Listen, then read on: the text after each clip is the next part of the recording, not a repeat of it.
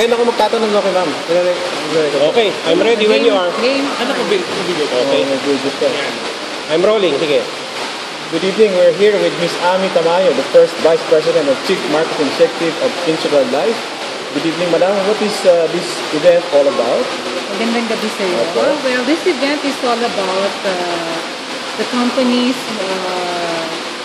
offer for its clients. We call it the Client Appreciation Night. And as the name connotes, it's really our way of giving back for our 104 years of being supported by our policyholders.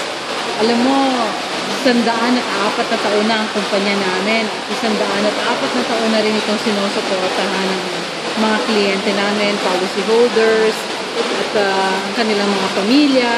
In fact, generations upon generations na nga ito eh. So, we thought na maybe this time around, to celebrate our anniversary, we should give something back. Bakit niyo po naisip na mag-host ng event na ito para sa mga policyholders ng Insular Life? Concert is something that we think is appreciated by many, no? Pwede naman magpa-party ka lang o magpakain ka, pero sa totoo lang, ang concert iba ang dating. Especially kung ang nasa concert ay yung set of artists na talagang lumaki yung era ng policyholders sa set of artists na yon.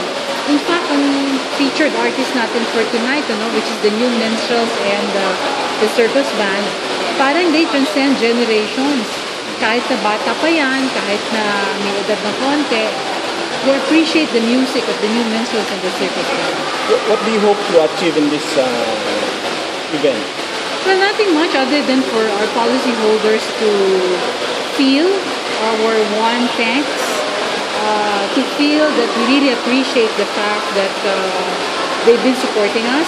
And more importantly, we wanted to put some flesh into our campaign, which we call the Magandang Araw Ngayon, Magandang Buhay Bukas. So sana sa araw na to, gumanda ang araw nila dahil sila